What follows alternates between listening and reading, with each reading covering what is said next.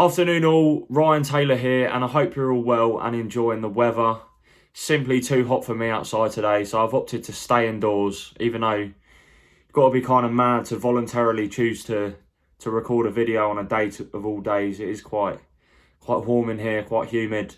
But there are a number of stories that I wanted to talk about before we head into the weekend, as these have the potential to develop in the next few days.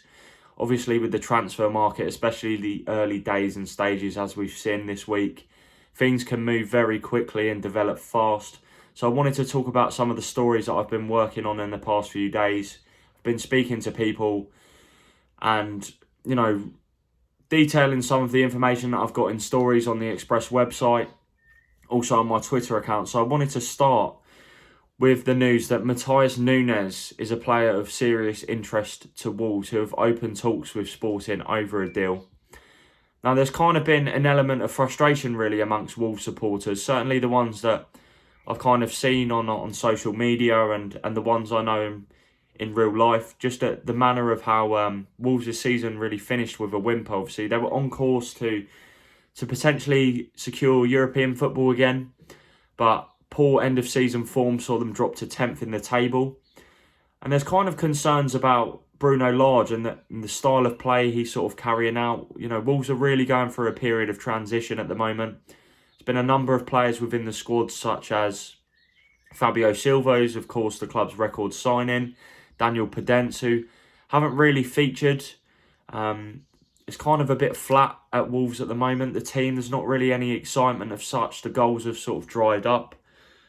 From the outside looking in, I'd say that a 10th place finish is very respectable in the first season without Bruno Lage's first season at Molineux. But as I mentioned, Wolves supporters are kind of growing frustrated with the lack of ambition in the transfer market. We've seen in the past few days that Joao Palhinha is now close to joining Fulham.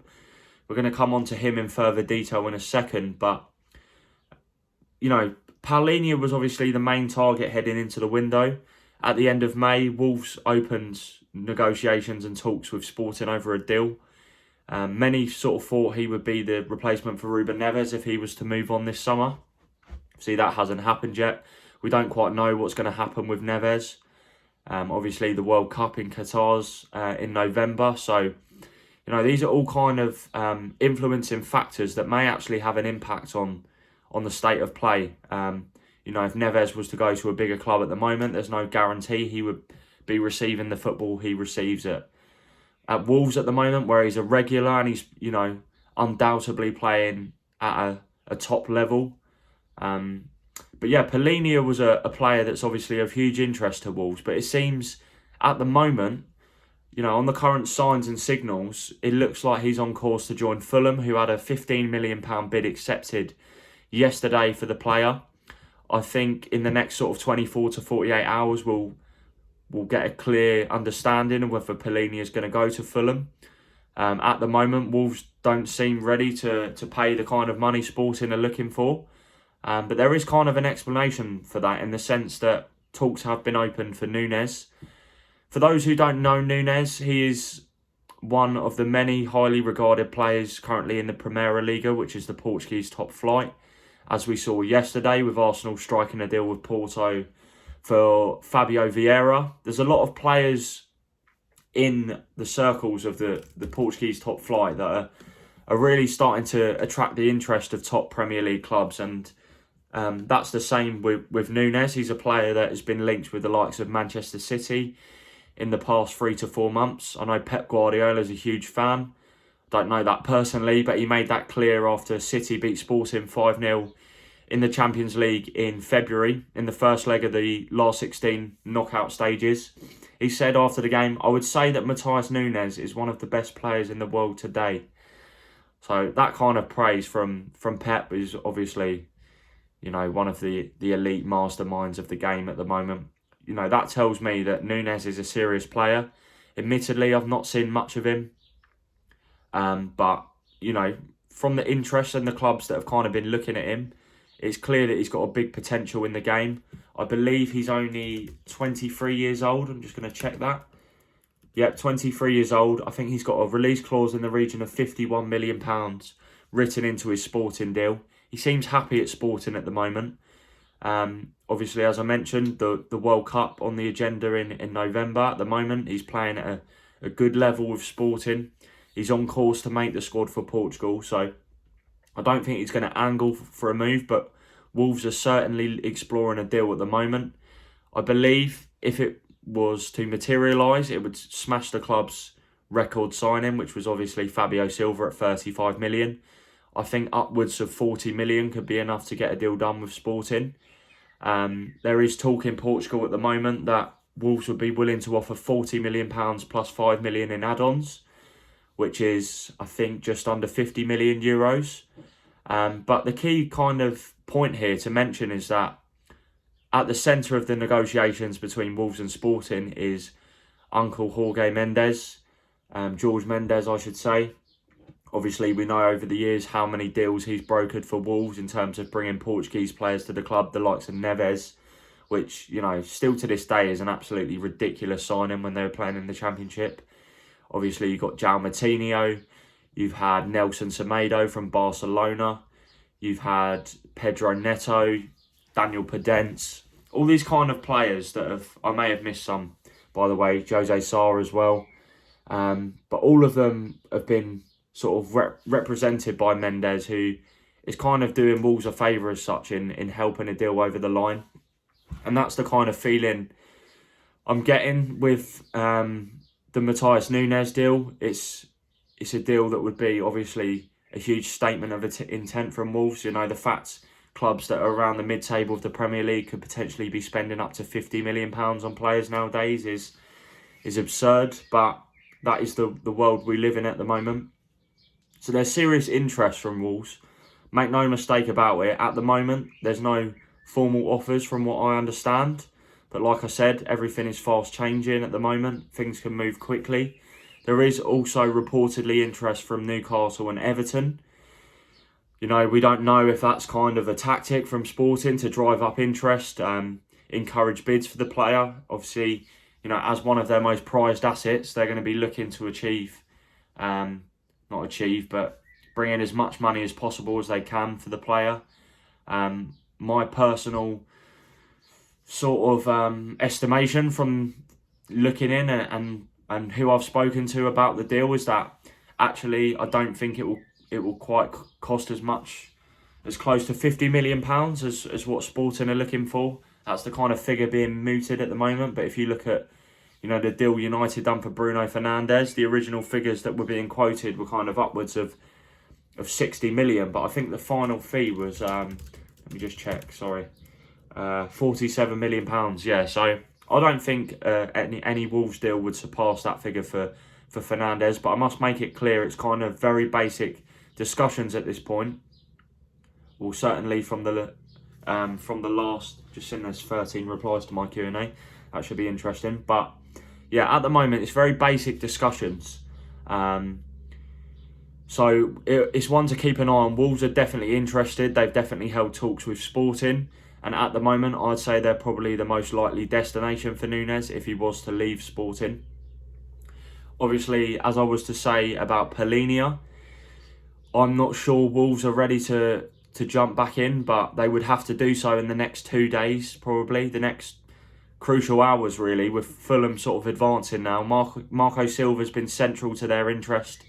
They want a defensive midfield player, Fulham, and there is money to spend, as I've mentioned in previous videos. So they're really looking to kind of obviously avoid the mistakes they've made in the past, Fulham, of spending rashly and obviously just creating bigger problems for themselves once they've been relegated. They've got these players on the books on big money that they've had to let go or loan out and see their value decrease.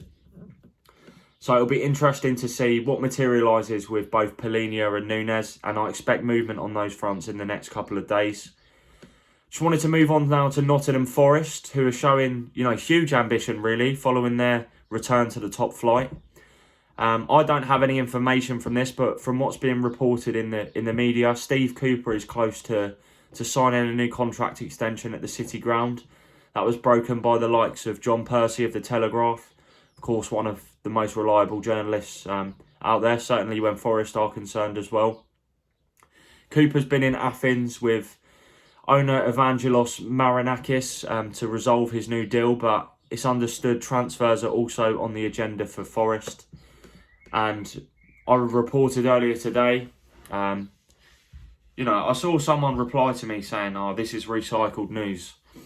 Obviously, it has been reported that there's interest from Forest in Gibbs White, but I was able to firm that up today from someone that could, with knowledge of the situation, that could actually confirm there was interest from Forest. I'm very reluctant to kind of, in transfers, you have to have, just because somebody else is reporting it, you can't just go off that. You have to try and confirm it yourself before you report it yourself, which is why, I'm very often I'll credit someone with as per someone. If they were the first to report it, it's important to give them credit for that. But the Gibbs White interest does seem to be bubbling away in the last few days. I know in May he was offered a new contract by Wolves following his impressive loan spell on loan at Sheffield United in the Championship. But the key for Gibbs White really is he wants to play regularly. He wants to stay at Wolves. But if he cannot receive assurances of regular football under Bruno Lage, then he may have to be forced to consider his options elsewhere. Obviously, Forest would probably offer him assurances of regular game time. He was really impressive in the playoff semi-final against Forest. Obviously, like I mentioned, Steve Cooper knows him well from their time together with England under-17s, where they won the World Cup in India, I believe it was. So that's the key with Gibbs White. There's nothing imminent to their interest. It's more they're just monitoring the situation, sounding out, whether Gibbs White wants to continue with Wolves once he's held discussions with Bruno Lage over, his playing time.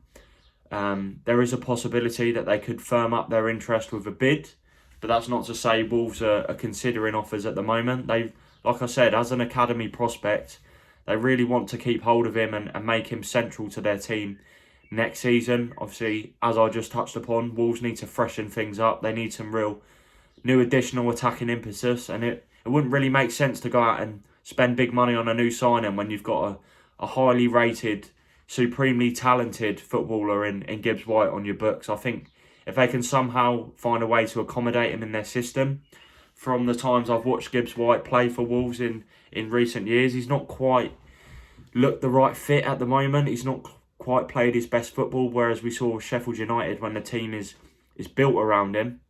He looks like a real serious player. So it'll be interesting to see what happens on the front of Gibbs White. I believe there are other Premier League clubs monitoring the situation as well, including Southampton. There is also interest in Jonathan Panzo, who played with Cooper and Gibbs White in the England under-17 team. He hasn't had that much football since arriving at Forest in January from French side Dijon. He's played one game in the Championship, but there is loan interest from the Championship.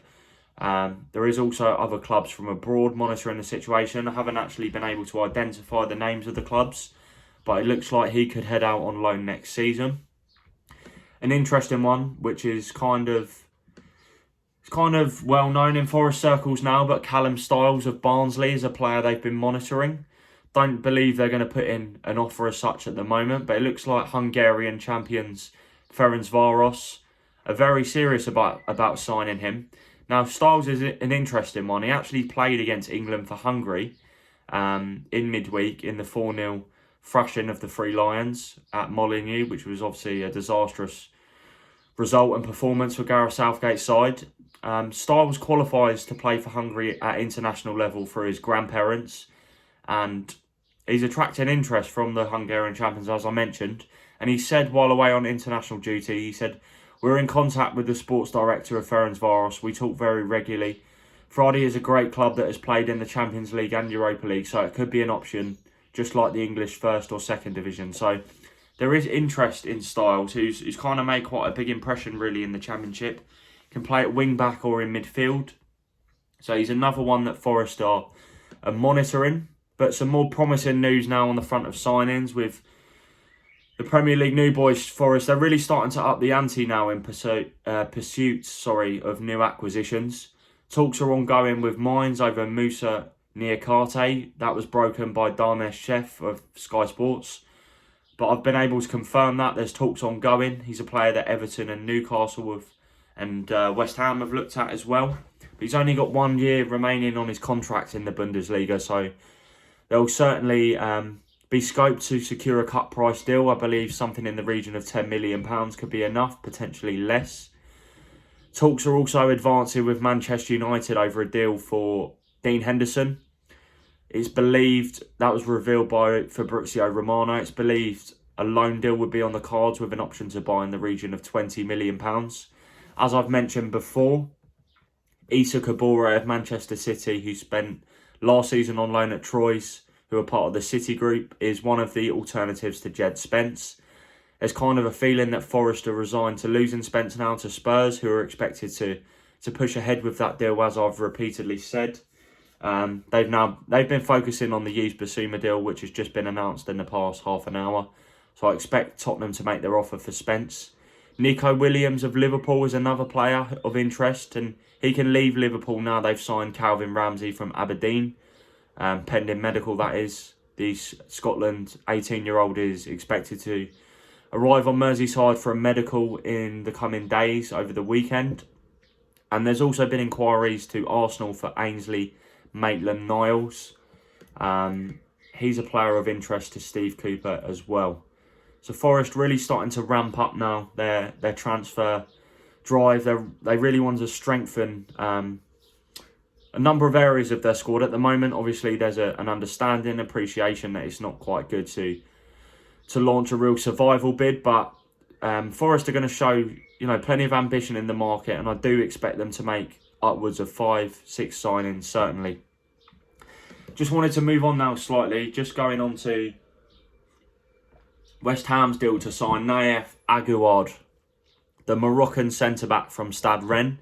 Deal in place with Rennes, believed to be upwards of £25 million, but there's been obviously talk of a hijack from Newcastle in the past few days.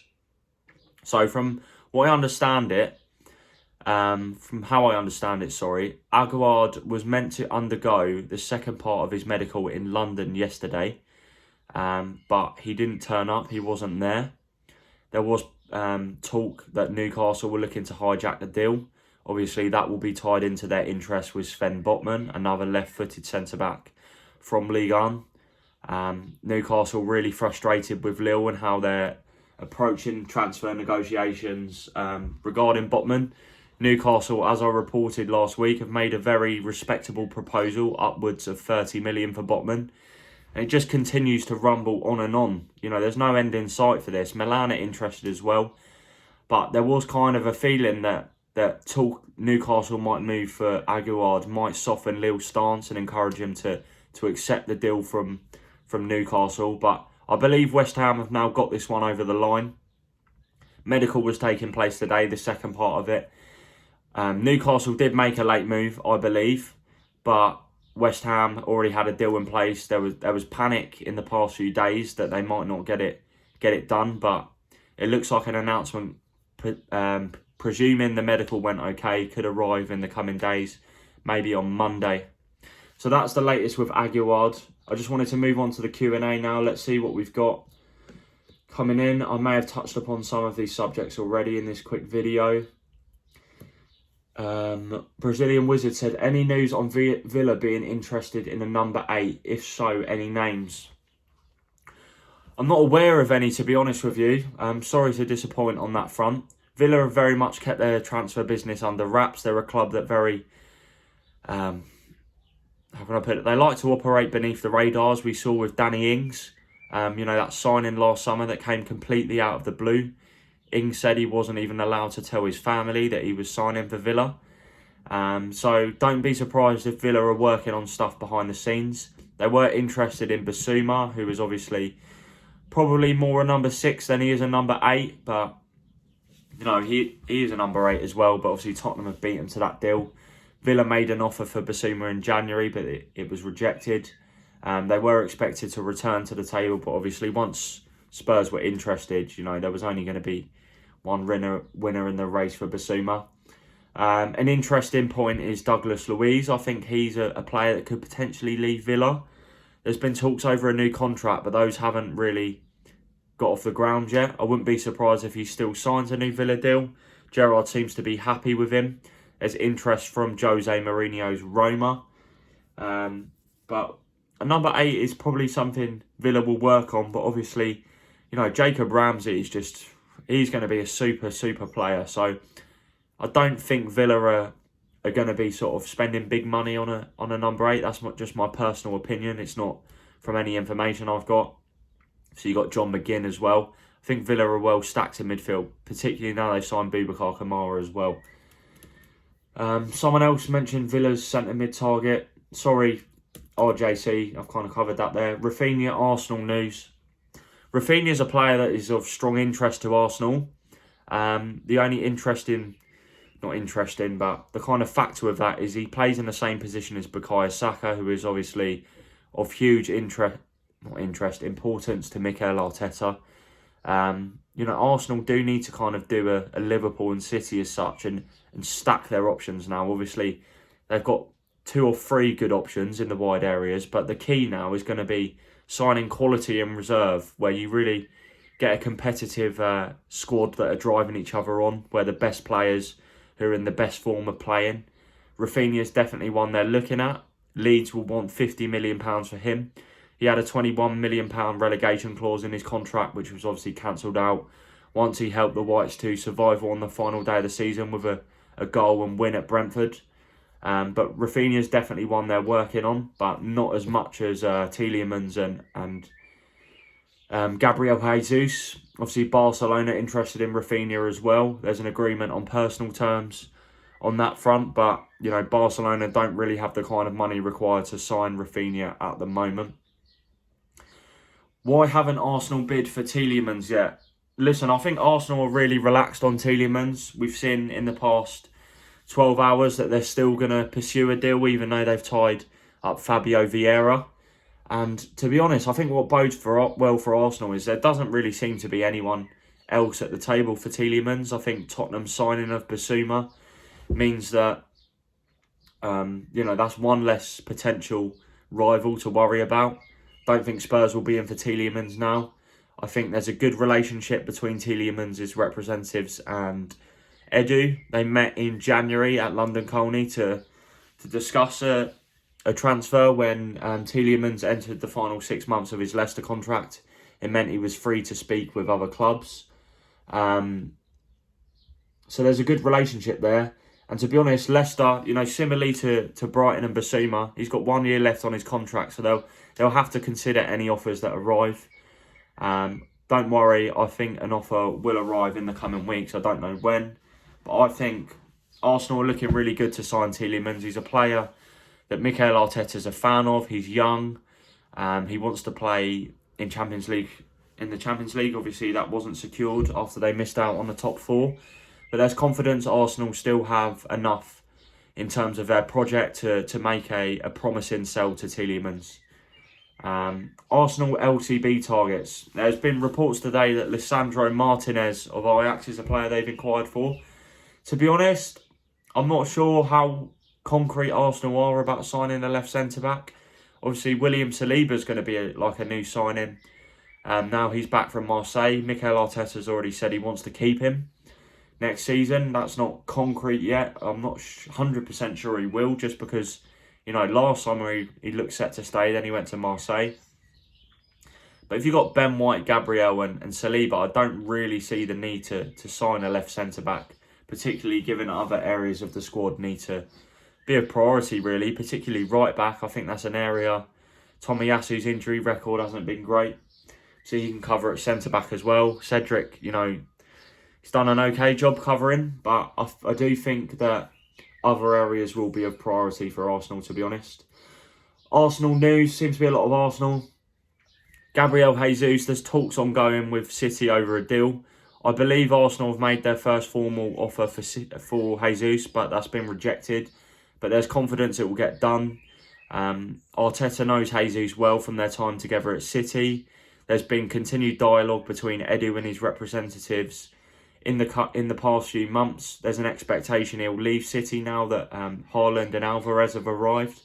He's only got 1 year left on his contract, and there's also confidence that he'll still want to join Arsenal even though they don't have Champions League football.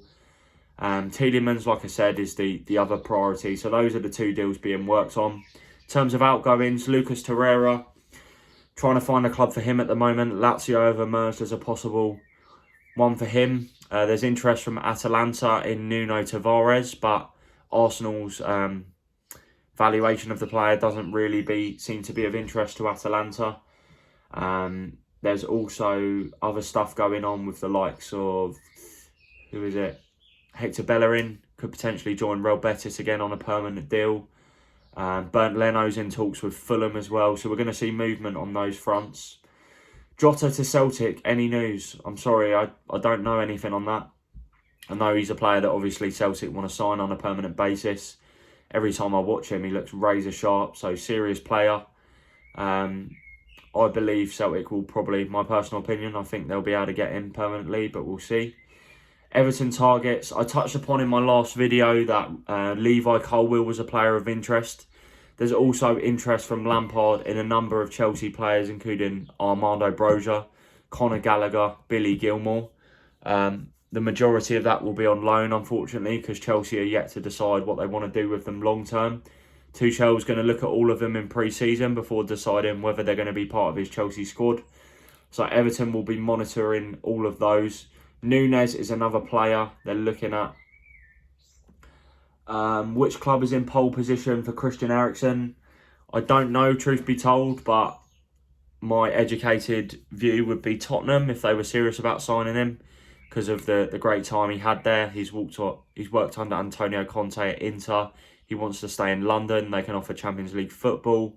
So if Tottenham are serious about signing Eriksen, I think he'll be the one. Where do Ekitike and Botman deals stand? Are Newcastle in for anyone at this moment in time? I'm going to make this the last one to answer. Botman, Newcastle are losing patience on that front, as I mentioned earlier. Earlier in the video. Lille are playing. I don't know what they're playing at really. They're trying to encourage a bidding more to get the highest possible fee they can get for the player. So that's ongoing, but I think Newcastle would be prepared to explore other targets if they can't pull it off. Ekitike, to be honest, I'm a bit lost on that one. The information I received earlier in the week was that it's still going ahead. Other sources and other journalists are kind of not as sure because Ekitike seems to be stalling on whether he wants to join Newcastle amid interest from other clubs, including Borussia Dortmund and Paris Saint-Germain. I think it will still happen. He's currently on holiday at the moment, but upon return, I believe things could potentially move quickly. Newcastle are still confident they're going to get a deal over the line. They've got a basic agreement in place with Stade Rennes. They're yet to agree personal terms with the player, I don't believe. So that's one that needs to be worked on at the moment. That's all I've got time for, unfortunately. I don't want to make the video too long because the upload speed is just ridiculous. The last video took a couple of hours to upload. But I'll probably do another Q&A. I hope this video has been of use. As always, please subscribe. Please submit. Please hit the like button. Please keep posted on my Twitter account at Ryan Taylor Sport. And look at the Daily Express for all the latest transfer news from myself. You can also sign up to our newsletter where we'll ping the latest to your inbox. Like I said, hit the like button, hit the subscribe button, and I'll speak to you all again soon.